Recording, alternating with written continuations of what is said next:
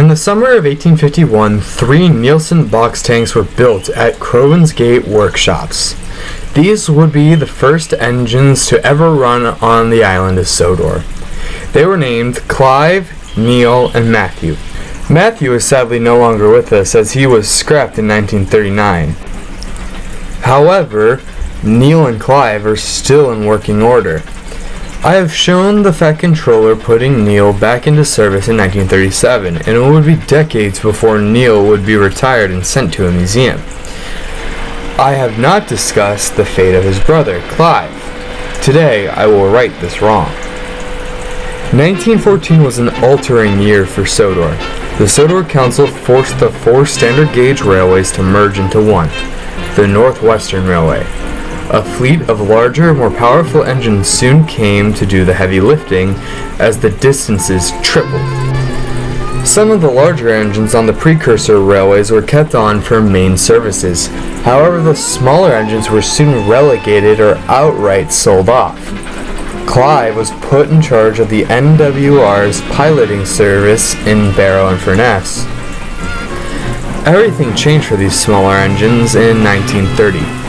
As the Depression strangled Britain and Sodor, prices for coal and other materials rose as fares and contracts dried up. The Northwestern Railway was put in a terrible situation and took drastic measures. They took out of service all engines and even some of the branch lines that weren't essential. The board was going to scrap all of these engines. The Fat Controller stepped in and blocked this order. The board gave him an ultimatum: find homes for all of these engines or they faced scrapping. He had a year to do this. Quickly, he sold off all of the engines except 3, Neil, Sir Alec Greedy, and Lily. He convinced the board to keep them on for emergencies. The board agreed, sparing the final 3 from a terrible fate. Clive was sold to a factory in Glasgow. He worked there for quite a few years. He met many different engines and even gained a tiny Scottish accent. The factory was requisitioned for the war in World War II. During the war, he was kept on to keep the factory running. This prevented him from being drafted. The factory received another engine to help Clive too. His continued service was orchestrated by Sir Topham Hatt, who had heard about the scrapping of Matthew and a coffee pot engine in 1939. He made a personal vow to keep all the remaining precursor engines safe. After the war, Clive was seen as excess as the engine who had helped him out during the war replaced him. This wasn't the end, however, as Clive was overhauled and then, once again orchestrated by Topham, sold to a quarry in Wales who needed a small engine to run in and out of the tight tunnels. He did this work for over 3 decades. The locals loved him, and he would even take passengers for the regular engines every once in a while.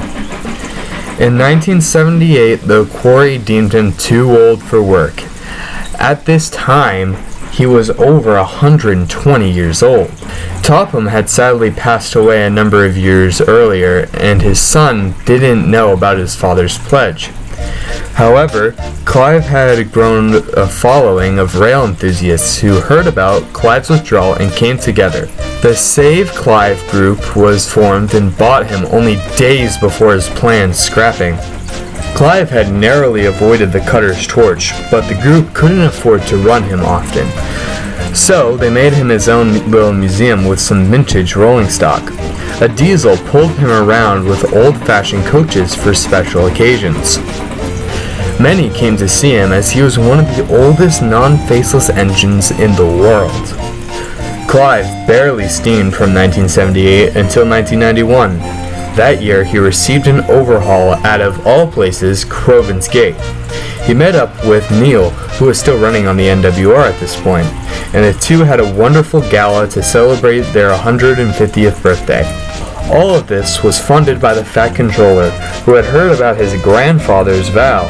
He also tracked down the other 2 remaining S&M locomotives, as well as the last coffee pot, excluding Glenn, of course, and kept an eye on all of them until 1996. In 1996, the Earl of Sodor formed a new display at his railway museum in Normanby. He called it The Engines Who Built Sodor. and had fuel for it already. He purchased Clive, his brother Roger, another S&M locomotive called Benson, Glynn, and the other remaining coffee pot called Ripley. All the remaining engines were united once more and spent the rest of their days taking tourists to the island they had helped build. Clive was one of the first engines on Sodor. He came so close to the end, but with a little help from his guardian angel and some rail enthusiasts, he was able to soldier on into the present day.